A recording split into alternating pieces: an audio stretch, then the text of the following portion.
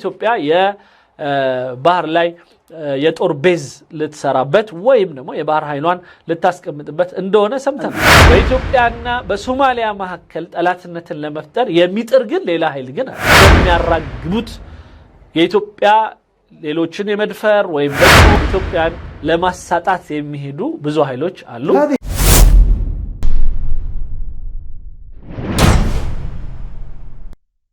محمد العروسي إثيوبيا ليست دولة مشاطئة. محمد العروسي إثيوبيا يا بحر بر يالات هاجر عدلتش. فبأي حق تريد الحصول على منفذ على البحر الأحمر؟ بمن حق نو يا بحر بر ماغنيت يفلقتشو وين بمن ملكو؟ شكرا على الاستضافة والتحية لك ولمشاهديك الكرام ولضيفك الكريم. قدي لانشيم لانقدوتشم لتملكاتشم سلامتنا مسكانين يا قرب. في حقيقة الأمر إن مطلب إثيوبيا منذ البداية منذ أن أعلنت عن رغبتها إثيوبيا كبحر قار بتيازة يالاتن ኢሹ ወይም ወደ ባህር መምጣት ፍላጎቷን ማንሳት ከጀመረች ጊዜ ጀምሮ ذلك احتياجاتها في ظل الانفجار الديموغرافي في إثيوبيا የኢትዮጵያ የህዝብ ብዛት ቁጥር በጣም ከመጨመሩና ከኢኮኖሚ ፍላጎቶቿ ጋር ተያይዞ ከማንሳት አንፃር للوصول إلى البحر لم تتحدث የባህር በር ላይ እንደዚሁ ከመድረስ ጋራም ተያይዞ አብሮ የማይነሱትና ኢትዮጵያ ሁሉ ጊዜ የምታነሳው ነገር إلا عبر أطر سلمية በሰላማዊ መንገድ كان طرحها في هذا الجانب وطنيا وكذلك يشدد على المصلحة ሀገራዊ የሆነና المشتركة لجميع يا غارا كليلوች ሀገሮች ጋራ በጋራ አብሮ መስራትን ያስቀደመ የሆነ እሳቤን ይዞ የተነሳ الدول الافريقيه او لجميع الدول المعنيه በተለይ ለአፍሪካ ሀገርና በተለይ ደግሞ ጉዳዩ የሚመለከታቸው ሀገሮች ጋራ አብሮ እንደዛው ከባህር ጋር የተያዙ ጉዳዮችን ከመፈጸም አኳያ نحن نقول ان اثيوبيا حينما تقدمت بهذا العرض لم تاتي به بصيغه اننا نريد الاعتداء على سياده الاشراف የኢትዮጵያ ይህ ህግን የዓለም አቀፍ ህግን ተከትሎ የመጣው አካሄድ ፈጽሞ የሌሎችን ሉዓላዊነት የሚጋፋ ሆኖ እንዲመጣ ፈጽሞ አትፈልግም። في دول الجوار وهذا التوجه የጎረቤት ሀገራትንም ሀቅ የጠበቀ ነው የሚሆነው። الذي اثاره البعض አንዳንዶች እንደሚያራግቡት የኢትዮጵያ ሌሎችን የመድፈር ወይም ደግሞ ከሌሎች የሰላምና ደህንነት ጋር በተያያዘ ሚጋጩ ነገሮችን ለመስራት እንደሆነ ተደርጎ የሚደረገው ነገር ስተት محاولات تفسيرات خاطئه የተሳሳቱ የሆኑ አተረጓጎሞችን በመስጠት የኢትዮጵያን የባህር በር ፍላጎት የሚተረጉሙ ሰዎች አሉ።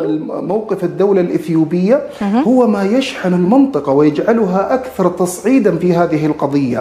نعم የኢትዮጵያ የሰላማዊና የደህንነት እንደዚሁም በአካባቢው ላይ ጥሩ ተሳትፎ ሊያደርግ የሚመጣውን በተቃራኒው በመሳል ኢትዮጵያን ለማሳጣት የሚሄዱ ብዙ ኃይሎች አሉ። هذه القضية حينما تقدمت بها إثيوبيا تطمح إلى أن تجري اتفاقا أو تعقد اتفاقا. ስለዚህ ኢትዮጵያ ይሄንን ተግባር የምታደርገው የዓለም አቀፉ ህግ በሚፈቅድላት መልኩ ከሌሎች ጋራ በመተሳሰር በመተባበር እና በመለዋወጥ ነው مع دول في الجوار ከጎረቤት ሀገር تسمعون لا نتحدث عن استحقاق تاريخي بقدر ما نتحدث عن أهمية هذا المطلب وكذلك التفاوض بشأن በኢትዮጵያ ምንም እንኳን የታሪካዊ መብቶች ጋራ ተያይዞ የምታነሳቸው ነገሮች ቢኖሩም ግን በአብዛኛው ብዙ የምታነሳቸውና ለዚህ ጉዳይ ባለቤትነት ወይ ባለመብትነትን ስታነሳ የህጋዊነት አግባብን ተይዞ ከጎረቤት ጋራ በሚደረጉ የሰጥቶ መቀበል አካሄድ ነው مع هذه الدول التي يعنيها الأمر ولذلك حصل የሚመለከታቸው አገሮች ጋር ብቻ حصلت هذه الاتفاقية بين إثيوبيا وصومالي لاند والتي اعترفت ከዚህ አኳያ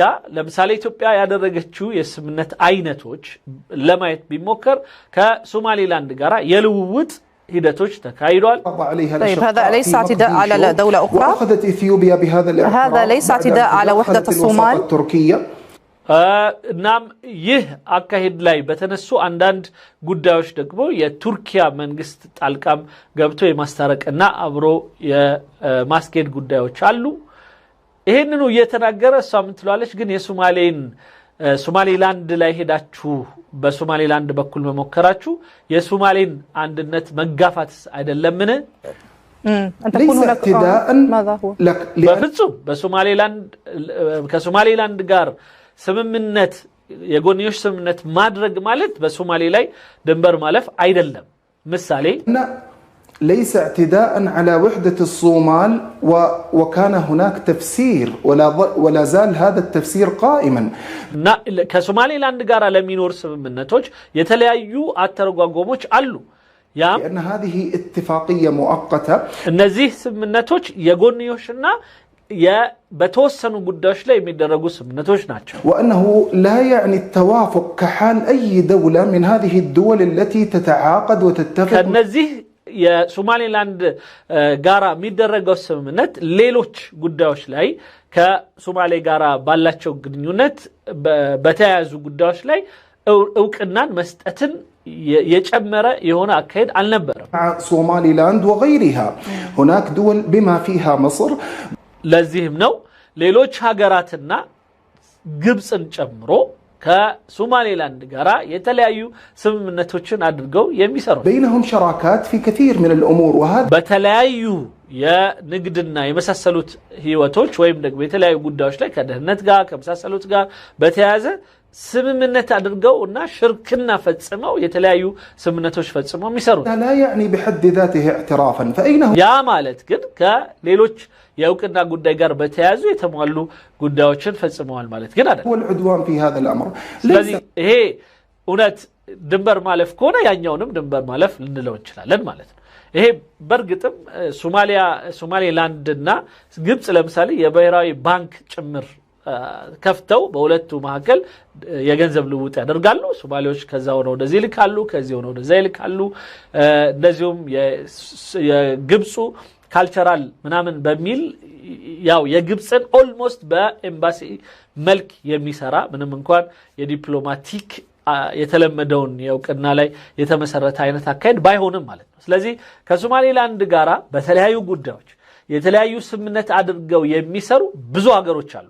እንደዛው ኢትዮጵያም ከዚህ ጋራ በተያያዘ የተለየ ስምምነት ነው ከሶማሌላንድ ጋር ያደረገች عدوانا. ولكن هناك من يريد أن يجعل من هذا الموقف أكثر عدوانا. ስለዚህ ይሄ በፍጹም የግጭት ወይም ደግሞ ጠብን ከሶማሌ ጋራ ለመፍጠር አይደለም። ግን ይህንን ተጠቅሞ ግን በኢትዮጵያና በሶማሊያ መካከል ጠላትነትን ለመፍጠር የሚጥር ግን ሌላ ኃይል ግን አለ። المشكلة أنك تذهب الإثيوبي القائم على المصلحة المشتركة. سأدع ضيفي. ስለዚህ የኢትዮጵያ አሁንም የጋራ የሆኑ ጥቅሞች ላይ ያማከለ የሆነ ስራ መስራት ለጎረቤት ሀገር ጠላትነት ወይም ድንበር ማለፍ አይደለም ይላታል ወንድማችን መሐመድ አልዓሩስ። የቀይ ባህር የባህር በር ጥያቄ ለኢትዮጵያ የህልውና ጥያቄ ነው። ማንኛውም መስዋዕትነት እንከፍላለን። ስለዚህ access to the Red Sea for the Ethiopia is a survival question. በጣም ቴንኪ ወንድማችን አቤ ረታ ለሱፐር ቻት ድጋፍህም ለሰጠህንም ሐሳብ እንደዛው በጣም ከልቤ አመሰግናለሁ ወንድም አለም። تجيب لكن لابد من التعقيب. أنت تراه شيئا عاديا لكن أنت تذهب لتوقيع مذكرة تفاهم ليس مع الدولة إنما مع إقليم. አንተ ምናልባት ይህንን ስምምነት ኖርማል አድርገህ ልታየው ትችላለህ። ግን ይህንኑ ስምምነት ከዋናው ከሀገሪቱ ጋር ሳይሆን ያደረከው ከሶማሌላንድ መጀመሪያ ሶማሌላንድ ليست تابعة لدولة الأم يعني ሶማሊያ ለሶማሊያ አንድ አይደሉም። አሁን ሌላው ቀርቶ የሶማሊያ ፕሬዚዳንት ሶማሌላንድ ለመምጣት ፍቃድ መጠየቅ አለበት። ስለሁለት የተለያዩ ሀገሮች ናቸው። እንዴት ነው ሶማሌላንድ ላለ ጉዳይ ሶማሌ ሞቃዲሾን ምን ጠይቀው እንደ ኢትዮጵያ ሁለቱ አብረው እየሰሩ ስላልሆነ ማለት ነው። ينظر إليه على أنه انفصالي ولا يعترف به إلا إسرائيل. ضيفنا في القاهرة السيد رمضان القرني يمكنك الرد. ስለዚህ እነዚህ የሶማሊያ ዋናው ሞቃዲሾ ከኛ ተገንጥለው የሄዱ ናቸው ብለው የራሳችን ናቸው ብለው የሚያስቧቸው ሰዎች ጋር ነው ይህን ስምምነት ያደረጋችሁት ብላ እሷ መልስ የሰጠች ነው። ወደ ረመዳን ሊድና هل تم طيب سأعود إليك نريد أن نطرح الشبهات. نترك حق الرد لضيفنا.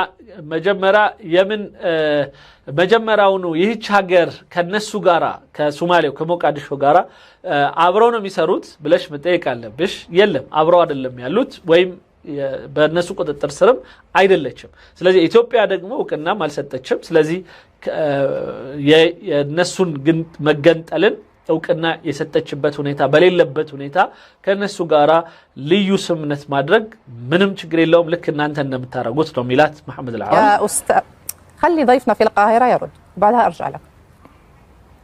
تحياتي لحضرتك والأخونا الأستاذ محمد. أتصور أن التحرك الإثيوبي حينما تحرك بني امنت اسكما يود رسلنا የኢትዮጵያ እንቅስቃሴ በዚህ ጉዳይ ላይ باتجاه الحديث عن سواحل داخل إقليم أرض الصومال بسومالي لاند يالا يهونا يبحر بر لاي سمنت مادرغوا إثيوبيا للدولة الأم وهي الدولة الصومالية وانا سومالي ناتيو يالج ودغون مهدن ياسايال ግን መቼ ነው ይሄ እናትነቷን ስትቀበል ነው ሶማሌ ላንድ لم تقبل انها وحتى الام تريد تدخل على ارض الصومال لابد ان تاخذ الاذن እና ይሄ መጠየቅ ሁሉ አለባት። ስለዚህ ሁለቱ ተለያይተው 30 ምናምን አመታቸው هذه الدولة أساسية في الاتحاد الأفريقي. علاوة على ذلك فيما يتعلق بقضية حوكمة البحر الأحمر ሌላው ሁሉንም ነገር ትተነው የኢትዮጵያ የፍላጎት በዚህ በኢትዮጵያ የፍላጎት የቀይ ባህር ጉዳይ ላይ የበላይ መሆን ወይም ደግሞ የቁጥጥር ጉዳይ ውስጥ ተሳታፊ ለመሆን ፈልጋ ነው እዚህ ቦታ የምትመጣው وأمن البحر الأحمر وأهمية እና ነገር ግን የዚህ የባህር በር ደህንነት ጉዳይ እና አሳሳቢነቱ ወይም አስፈላጊነቱን በመናይበት ወቅት التزام بقواعد القانون الدولي التي تتحدث عن الدول المتشاطئة. نحن نتحدث عن مبدأ إفريقي مهم وهو አንድ የዓለም አቀፍም ሆነ የአፍሪካው ህብረትም የሚወስነው የሆነው እንግዲህ የነዚህ የጋራ የሆነ የባህር በር ያላቸው ሀገራት هو احترام الحدود وقدسية الحدود الموروثة من عهد الاستعمار. ከቅኝ ግዛት ጊዜ ጀምሮ የተደረጉ የድንበር ሰመራዎችንም ሆነ የባህር ከለላዎችን በሙሉ ያከበረ አካሄድ መሄድ እንዳለብን ነው የሚያስገድደን ይላል። إذا نحن أمام جملة من المبادئ تتعلق بالقانون الدولي، تتعلق بالسيادة الوطنية، تتعلق باحترام دول الجوار. ስለዚህ እኛ አሁን የምናገረው ስለ አንድ ሀገር ብሔራዊ ልዕልና እንደዚሁም ድንበር እና የባህር እንደዚሁ በሯን የመሳሰሉትን ስለማስከበር ነው የምናወራው። أتصور أن الحديث هنا عن رغبات ربما تبدو يسيطر عليها الجانب الأمني والجانب العسكري. ስለዚህ ይላል አሁን እኛ የጠላነውና የማንፈልገው ይላል በግልጽ ይነግረናል የኢትዮጵያ በዚህ ቦታ ላይ ወታደራዊ ወይም የባህር ኃይል የመሳሰሉት ጉዳይ ይዛ መምጣቷን ነው ይላል። فعلا قرابة 18 ميلا لإثيوبيا لقاعدة عسكرية في هذا الإقليم. ያ ማለት ኢትዮጵያ በትንሹ ወደ 10 ማይል which is 20 ኪሎ ሜትር ስኩዌር ለኢትዮጵያ እንደምትሰጥና በዛም ላይ ደግሞ ኢትዮጵያ የባህር ላይ የጦር ቤዝ ልትሰራበት ወይም ደግሞ የባህር ኃይሏን ልታስቀምጥበት እንደሆነ ሰምተናል። الإسرائيلي بإقليم ሶማሊላንድ يؤكد أيضا جملة هذه المخاوف. እና ይህንን ደግሞ የግብፅን ፍርሃት ወይም የአካባቢውን ፍርሃት ደግሞ ከሚያጎላው ነገር ይህንን ሁኔታ በተደረገባቸው ማግስቶች ወይም በኋላ የእስራኤል መጥቶ በዚህ ቦታ ላይ እውቅና መስጠት ነው ይላል። إقليم مهم من أقاليم العالم التي تؤثر في حركة التجارة الدولية. ይህ አካባቢ ደግሞ በዓለም ያሉት የንግድ ሂደቶች ላይ ተጽዕኖ አላቸው ከሚባሉት ነገሮች ውስጥ አንዱ የሆነውን የያዘ ነው።